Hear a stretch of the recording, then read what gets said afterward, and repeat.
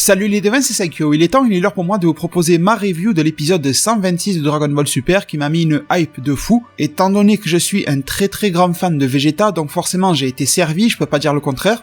Mais il faut quand même garder les pieds sur terre, garder le réalisme par rapport aux choses, et bien comprendre et se dire que déjà, cet épisode 126 a exactement le même défaut que l'épisode 125, c'est-à-dire qu'il ne raconte rien, enfin qu'il n'apporte rien en termes de scénario plutôt. Il n'y a pas d'évolution réelle, mis à part des éliminations, ce genre de conneries. Donc, oui, un peu vide à ce niveau-là, mais en même temps, on est dans un tournoi, et bon, mis à part si le tournoi est interrompu, mais un tournoi, c'est un tournoi, donc c'est du combat, faut aussi quand même le comprendre. Et sinon, deuxième chose sur laquelle il faut vraiment être réaliste, c'est qu'en termes de réalisation, de transition de scène, etc., cet épisode 126 était nettement inférieur à l'épisode 125 de la semaine dernière, dans lequel Toppo Akaishin se battait contre Freezer, etc. Je ne sais pas vraiment si ça a pêché au niveau du storyboard, etc., mais il y a eu un petit problème à ce niveau-là. Mais malgré tout, c'est peut-être mon côté fanboy qui parle, écoutez, il faut bien se laisser prendre par les émotions parfois, eh bien cet épisode 126 m'a nettement plus séduit que l'épisode 125, malgré le fait que oui, objectivement, l'épisode 125 est meilleur. Alors, cet épisode 126 a commencé avec, oui, j'ose le dire, des longueurs sur le combat C17 contre Toppo. Je pense que vous avez à peu près tous vu ma vidéo sur le meilleur guerrier du tournoi du pouvoir, et dedans, je donnais la médaille d'honneur à C17 pour le rôle qu'il a dans ce tournoi du pouvoir. Parmi tous les univers confondus, c'est lui qui a la plus belle mise en scène jusqu'à présent, c'est lui qui a la plus belle surprise, et c'est même lui qui nous propose un des plus beaux dépassements de limites de tout le tournoi. Bon, Vegeta a haussé la barre, mais voilà, on s'est bien compris. Eh bien, C17 a continué sur cette lancée. L'épisode précédent nous avait laissé sur un petit suspense avec la vague de ki de C17 contre le Hakai de Toppo, et dès le début d'épisode, on se rend compte que le Hakai de Toppo n'est pas si efficace qu'on pourrait le croire, parce que vous avez bien vu qu'il y a eu une espèce de clash. À un moment, les deux vagues de ki, enfin la vague de destruction et la vague de C17, mais on va dire des vagues de ki pour faire plus simple, eh bien, elles se sont entrechoquées, et elles ont stagné, preuve qu'elles étaient en train de se contrecarrer chacune. Le Hakai de Toppo n'avait même pas immédiatement pris le dessus sur la vague de ki de C17, après il l'a complètement bouffé, mais je suis sûr et certain que si c'était Beerus qui balançait du Hakai, la vague de Hakai aurait complètement éclaté la vague de ki de C17 et l'aurait juste effacé, mais instantanément. Donc oui, Toppo n'est pas au point, on a bien vu, même après son élimination en fin d'épisode, il n'avait plus le tatouage d'Akaishin, il avait perdu les muscles aussi, j'espère que vous l'avez remarqué. Comme ça a été sous-entendu la semaine dernière, Toppo n'est pas pleinement un Akaishin, il s'éveille à ces pouvoirs-là, c'est le fruit de son entraînement, du fait qu'il sera bientôt promu, mais il ne l'est pas encore. Vermoud est bel et bien le Akaishin de l'univers 11, il mérite encore ce poste-là. Et comme je vous le disais, je pense qu'on peut confirmer que Toppo était Akaishin à 80%, mais qu'il lui manquait un bon gros 20% qui fait que voilà, tu en imposes quand tu es Akaishin. Bon, en tout cas, qu'est-ce qui s'est passé au début d'épisode ? Eh bien, des enchaînements de combats très sympathiques. J'ai beaucoup aimé les effets de stratégie de C17, qui essayait de retourner les effets de la destruction sur Toppo lui-même. Bien sûr, balancer des rochers sur Toppo, on sait très bien que ça n'allait pas marcher. Après, où est-ce qu'il y a eu des longueurs en ce début d'épisode-là ? C'est tout simplement le fait que voir Toppo faire 25 millions de Hakai pour péter des rochers, au bout d'un moment, c'est bon, t'as compris, tu vois. Alors d'accord, tout ça mène à la fine stratégie de C17, ça pouvait quand même se faire sûrement un petit peu plus rapide. Je pense que c'était aussi un besoin de rallonger l'épisode. En parlant de rallonger l'épisode, le début de l'épisode a repris les 1 ou 2 dernières minutes de l'épisode 125. Ça aussi, c'est quelque chose pour avoir moins de travail d'animation à faire dans l'épisode 126. Comme le flashback plus tard avec Vegeta, d'accord, ça touche le cœur des fans, mais il était un petit peu longué. Donc voilà, reprendre des images de DBK ou de DBZ, c'est facile, tu vois, en termes de travail, c'est pas très long. Même ça, je peux le faire sur mon logiciel de montage. Donc oui, il y avait des choses qui faisaient en sorte que le travail était moins lourd pour les équipes de l'Ato Animation, ça se voyait, ça se sentait. Des répétitions de scènes faciles, etc. Jusqu'à ce que Toppo prenne totalement le dessus sur C17, qui lui disent qu'il ne peut pas le détruire, donc cette fois-ci il utilise son ki normal, le ki orangé. Donc petite question, mais en tout cas, Toppo peut utiliser du ki divin de Akaishin, de la destruction, et Toppo peut utiliser aussi son ki de mortel. Est-ce que c'est le cas pour des vrais Akaishin, comme Beerus, comme Vermoud, comme Champa, comme Sidra, n'importe qui ? Est-ce que ces gars-là ont aussi le choix entre ki divin, pas forcément destruction, ki divin global, et ki de mortel, ou alors est-ce que toutes leurs attaques maintenant sont transformées en ki divin, un petit peu comme un Goku God ? Toutes les attaques de Goku en God, elles sont une émanation de son ki divin. Donc je suppose qu'un vrai Akaishin, comme je vous l'ai dit, Toppo n'était pas encore un vrai Akaishin, sont 100% full ki divin, je pense. Après bon, il n'y a pas de confirmation. Et là, les devins, j'étais extrêmement surpris, je ne l'ai pas vu venir celui-là. Le Freezer qui réapparaît, mais en même temps, en y repensant, c'était annoncé dans les spoils, mais j'avais carrément oublié que les spoils nous en parlaient, de la télékinésie des rochers de Freezer. Celui-ci arrive à repousser l'attaque de Toppo, donc c'est un petit peu bizarre, parce qu'une attaque de ki mortel, mais quand même vous avez vu la grosseur et tout ça de l'attaque, c'est quand même Toppo Akaishin qui charge ça, et Freezer avec un espèce de rayon de la mort un petit peu basique, sous sa forme finale mais normale quoi, il arrive à faire exploser ou à repousser l'attaque de Toppo.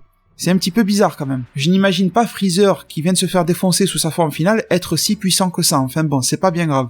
Et derrière Freezer qui vient de se faire rétamer la gueule dans l'épisode précédent, vous l'avez vu, il s'est fait écraser le crâne, eh bien il est content, il jubile, il se moque de Toppo, il est encore super confiant par rapport à ses capacités de vaincre Toppo, il se moque de son statut de pseudo Akaishin et tout ça, et Freezer se permet même d'enfermer Toppo dans sa télékinésie, et de lui envoyer aussi, enfin de le paralyser plutôt, et d'utiliser aussi ses pouvoirs de télékinésie par contre, pour lui envoyer les rochers. Et là aussi, c'est une preuve que Toppo n'est pas au top de la puissance d'un Akaishin. Vous imaginez Beerus face à la télékinésie, je suis sûr que Beerus rigole face à ça.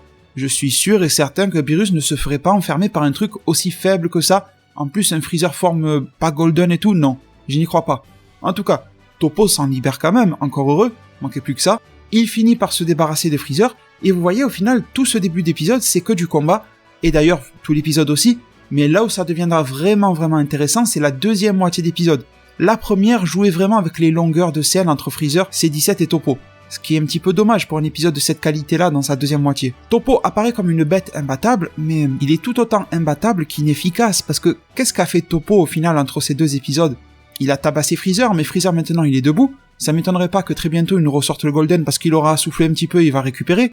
Au final, il n'a mis KO définitivement personne, c'est quand même bizarre. Il a balancé une vague de Hakai sur Freezer, ça ne l'a pas détruit. C'est le Akaishin le plus inefficace que je n'ai jamais vu, Toppo. Ça on peut le dire. Même Sidra dont on se moquait, il a quand même Hakai une planète. Et puis ça ne veut rien dire quand Toppo dit « je ne peux pas vous détruire sinon je serai disqualifié ». D'accord, mais quand il a balancé l'énorme boule de Hakai sur Freezer, c'était bien du Hakai. Hakai, c'est l'énergie de la destruction. En japonais, Hakai no Energi. Ça veut bien dire que ça détruit tout ce que ça touche. Pourtant, Freezer n'a pas été détruit. Donc j'ai l'impression que même si Toppo voulait détruire Freezer, il ne pourrait pas à la limite.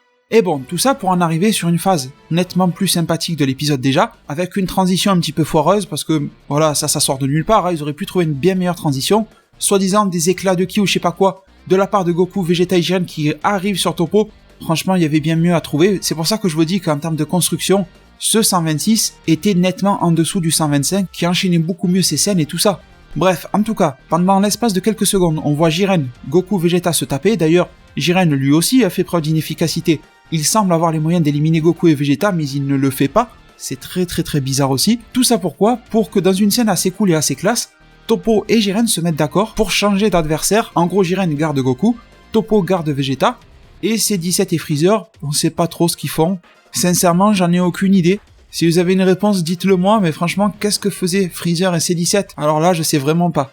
Tout ça pourquoi ? Tout ça bien sûr pour avoir le Toppo, soi-disant Akaishin face à Vegeta, dans un combat 1 contre 1 qui a mis un petit peu de temps à démarrer, tout ça pour avoir encore un énième Final Flash de Vegeta qui est inutile. C'est un petit peu dommage que le Final Flash soit une attaque si spectaculaire, si magique, oui j'ose le dire, c'est une de mes attaques préférées de tout Dragon Ball, et qu'elle soit si inefficace à chaque action. Surtout dans les grands moments, face à Cell ça n'a servi à rien, face à Jiren ça ne sert à rien, face à Toppo ça ne sert à rien, vous voyez, c'est vraiment dommage. Je veux dire, même le Big Bang Attack a eu son moment de gloire face à C19. Alors pourquoi pas le moment de gloire du Final Flash ? Bon bref. En tout cas, ce passage-là a eu aussi l'intérêt de nous montrer quelque chose, même si c'était, encore une fois, pas trop bien construit, mais voilà, fallait lire entre les lignes, tout simplement que l'attaque de Hakai de Toppo n'a pas brisé le Final Flash en un instant. Vous avez vu qu'il a fallu un bon moment pour que la vague de Hakai, eh bien, bouffe le Final Flash de Vegeta, et après, il a pu se dégager. Ça n'a pas été instantané, ça n'a pas eu une supériorité énormissime. Donc je pense que ça, instinctivement, ça a créé une stratégie pour Vegeta, de se dire peut-être que si je crée une masse d'énergie suffisamment puissante par rapport à son Hakai, peut-être qu'il ne pourra pas me détruire et que je vais le défoncer. Et c'est ce qu'a fait Vegeta par la suite et ça a marché. Mais bon, entre-temps, on peut juger de la supériorité physique de la part de Toppo sur Vegeta, même si Vegeta n'est pas forcément en reste. Il arrive à trouver quelques failles, comme par exemple au niveau des jambes de Toppo. Il arrive à parer quelques-uns de ses coups et tout ça. Vegeta s'est fait, plutôt défoncer, mais il n'a pas été ridicule non plus au corps à corps face à Toppo. Et à partir de là, le moment clé de l'épisode est arrivé. On est quasiment au début de la deuxième moitié d'épisode, un truc comme ça. Et Toppo, refait le même cinéma, en gros, comme quoi il ne peut pas le détruire, et il sort une gigantesque vague de son propre Kid mortel, comme il l'a fait, mais en version encore plus grosse contre C17, Et là, c'est aussi le jeu psychologique qui se joue, parce que juste avant, Vegeta vient de révéler à Toppo qu'il a fait sa promesse à Kiabe, le Saiyan de l'univers 6. Toppo se moque de ça, en lui disant que pour devenir aussi fort qu'il est, Toppo, eh bien, il a fallu qu'il abandonne certaines choses, comme en particulier les notions de bien, de mal et de justice. Sauf que dans le cerveau de Vegeta, faire ça, ce n'est pas bon, c'est pas humain de faire ça, c'est pas digne d'un vrai Saiyan, de la fierté Saiyan. Tu n'abandonnes pas la personne que tu es. Dans ta vie, tu évolues, tu t'améliores, parfois même tu changes un peu, etc. Comme par exemple le Vegeta, qui à l'époque n'était même pas là pour la naissance de son fils Trunks, et maintenant vous avez vu à quel point il était présent pour la naissance de sa fille. Ce n'est pas parce que Vegeta préfère une fille qu'un garçon, c'est pas ça. C'est juste que le personnage de Vegeta a évolué. Mais en même temps, Vegeta est toujours le même fier Saiyan, le prince des Saiyans. Et il ne se rabaissera devant rien. Et j'ai trouvé que c'était un beau message, en particulier par exemple pour la jeunesse. Ça m'arrive souvent de vous parler des valeurs de Dragon Ball et de Dragon Ball Super et tout ça. Là, ça l'était. Dans la vie, ok, tu fais des ajustements, tu évolues, parce qu'il y a le fameux dicton, il y a que les cons qui changent pas d'avis. Mais en même temps, le message est aussi dans la vie, donc il ne faut pas être têtu, il faut pas être borné sur un seul point de vue, il faut être ouvert d'esprit. Mais en même temps, être ouvert d'esprit, être ouvert à l'évolution et au changement, ça ne veut pas dire qu'il faut t'écraser, et qu'il faut subir des normes, vous voyez ce que je veux dire? Qu'il faut tous rentrer dans un moule, qu'il faut tous faire comme ça pour y arriver, qu'il faut tous faire comme ça pour réussir. Ça, ce sont des messages pour la vraie vie, qui vont affecter, par exemple, s'il y a des jeunes là qui m'écoutent pendant que je parle, vos choix dans votre vie. Combien de fois, un exemple tout con, j'ai vu des conseillers d'orientation dire à des jeunes, toi tu vas faire ça, c'est comme ça. Il faut que tu fasses cette filière-là à l'école, au lycée, à la fac et tout. Alors que le jeune, il voulait faire totalement autre chose. Et dans ces situations-là, tu vois des mecs qui sont super déterminés, qui vont aller à l'encontre de ce que leur a dit la conseillère, des conseillères qui ordonnent limite, tu vois le truc. Alors il y a des conseillères d'orientation super cool et super bien compétentes. Mais il y en a d'autres qui sont, pas terribles, et quand elles te parlent, elles t'imposent des choses. Eh bien c'est la même chose, Toppo s'est laissé imposer des choses par la vie. C'est laisser imposer des choses pour soi-disant devenir plus fort, devenir un Kaishin. Vegeta, lui, il a pris le truc dans l'autre sens. Donc voilà, c'est un petit peu la situation du jeune. Toppo est le jeune qui va suivre la conseillère d'orientation et qui va abandonner ses rêves. Donc Toppo, son rêve de justice, et le jeune, son rêve de devenir je sais pas trop quel métier. Et Vegeta, c'est celui qui va aller à l'encontre. On lui a dit, pour réussir, faut faire comme ça, faut tout jeter. Vegeta, il va dire, moi je vais tout garder, je vais même l'amplifier. Et je t'emmerde, tu vois, c'est ça le truc. Et je vais réussir. Et le message, il est là. En plus, avec un Vegeta qui repense à tout ce qu'il va conserver et tout ce qu'il veut conserver. Il pense à Bulma, il pense à Bra, il pense à Trunks, et après il pense à Kiabe. Et là, c'était bien fait, putain, parce que la dernière fois, Vegeta a pensé uniquement à Kiabe. Ça ne veut strictement rien dire. Qu'il pense à Kiabe, ok, mais les personnes les plus importantes de sa vie, ce sont ses enfants et sa femme. Après, bien sûr, il y a Goku et tout ça, mais Kiabe, non, Kiabe, ça vient, au second plan. Et là, c'est clairement ce qui a été fait. Et j'ai vraiment adoré cette mise en scène-là. Derrière Vegeta, un regain de fierté, parce que la troisième chose à laquelle il pense, c'est sa fierté de Saiyan qu'il n'abandonnera pas. Et là, explosion de puissance, explosion de colère, de fierté, de rage Saiyan, de tout ce que l'on veut. Vegeta tabasse Toppo au corps à corps et ça faisait plaisir à voir. J'adore le personnage de Toppo, aussi bien sous sa forme normale que sous sa forme Akaishin. Mais là, j'étais un pur supporter de Vegeta, je pouvais pas faire autrement.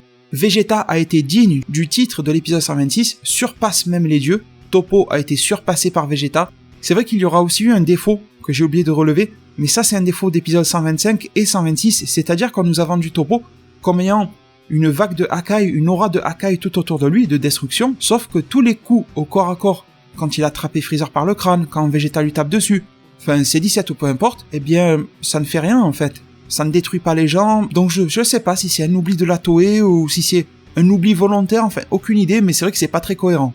Bon bref, j'y reviens. Vegeta défonce Toppo au corps à corps, supériorité totale. Toppo, qui n'agit pas forcément par lui-même, est obligé en plus d'écouter les conseils de Vermouth qui lui dit « Détruis toutes ses attaques, tant que tu ne le tues pas, ça le fait ».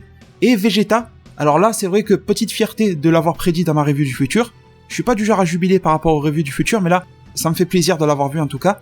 Vegeta qui se crée une espèce de gant de ki divin Blue, Blue amélioré ou je sais pas trop quoi, comme vous voulez, et qui arrive à fracasser le Hakai de Toppo grâce à ce gant de ki divin bleu autour de sa main en fait. J'ai vraiment adoré ce passage-là. Forcément que j'ai trouvé ça très astucieux vu que c'est une idée que j'avais déjà proposée dans ma revue du futur. J'étais 100% content de l'avoir débarqué ici. Et derrière, forcément Toppo essaye des tas et des tas de Hakai, c'était même très répétitif, et Vegeta le surpasse totalement à chaque fois. Alors là, j'ai un petit peu du mal à comprendre et ça m'a fait un petit peu penser au combat dans Bleach de Ichigo face à Aizen à la fin.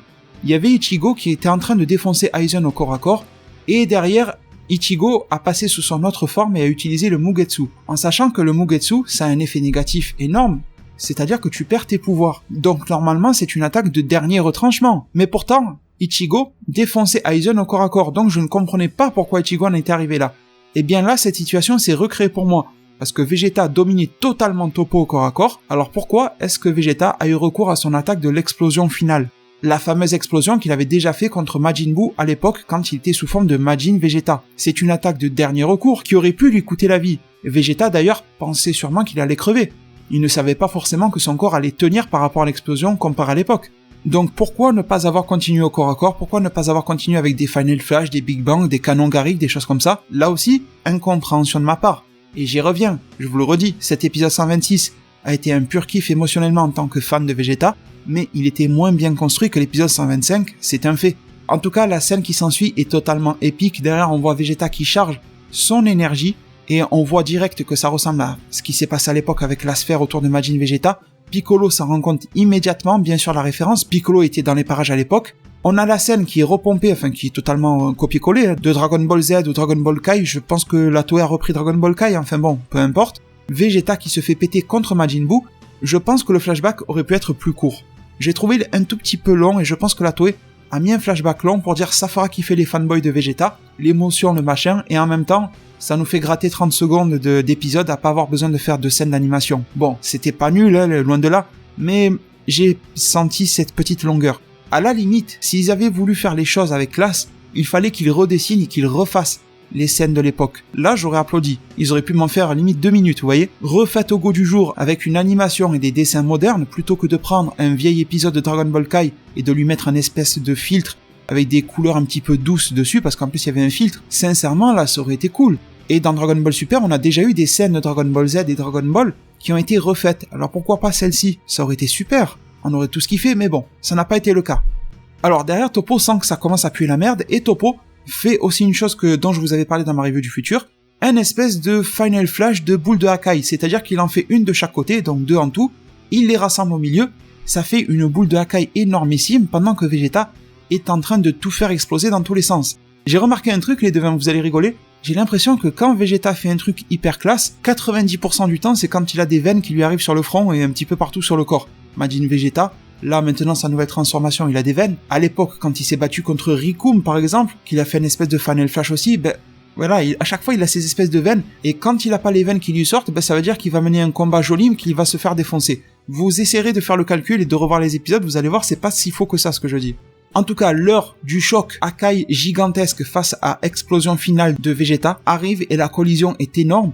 On voit que Toppo n'a plus vraiment son sang-froid, c'est vraiment une attaque du désespoir qu'il fait. Et finalement, qu'est-ce qui se passe ? Quelque chose de bizarre, c'est que tout le Hakai de Toppo enveloppe et fusionne limite avec l'énergie de Vegeta. Et là, on sent que Vegeta mène et livre son combat final en termes d'énergie. Il essaye de surpasser l'énergie de la destruction par sa propre énergie. À lui, Vegeta, le fier prince, le Saiyan qui n'abandonnera jamais ce qu'il aime, ce qu'il a besoin pour vivre, et au contraire, il en fait sa force. Et finalement, Toppo est submergé par toute cette force vitale de Vegeta, toute cette force combative. Sans oublier bien sûr, 30 secondes avant, Vegeta qui est en train de dire à Toppo qu'il ne peut pas perdre contre un faible comme Toppo, qui a abandonné sa fierté pour devenir soi-disant plus fort. Vegeta a été majestueux dans cet épisode-là. Jusqu'à ce que Toppo se prenne ça en pleine face, il ne peut absolument rien faire. Akaishin, pas Akaishin, il ne peut rien faire. Il se retrouve dans les gradins avec une grosse partie du ring qui est complètement pétée.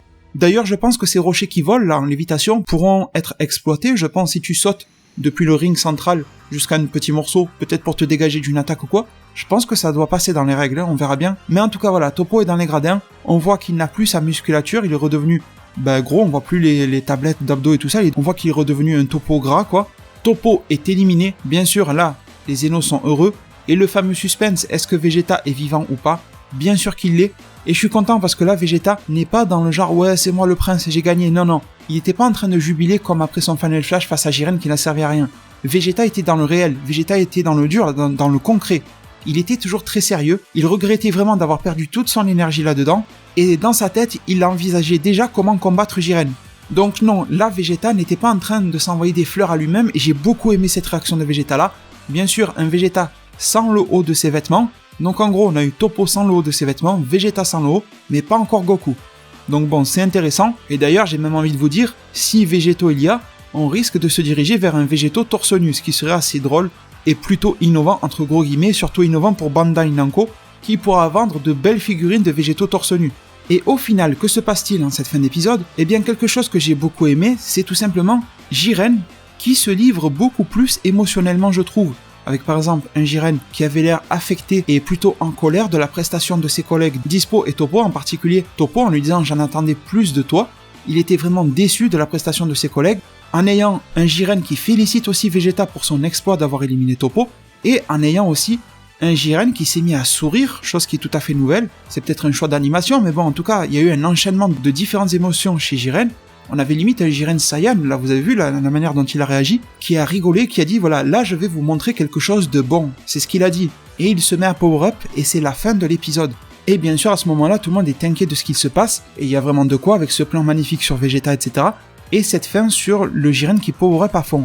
Enfin à fond, je pense pas qu'il sera encore full power dans le prochain épisode, mais il l'augmente encore un petit peu plus.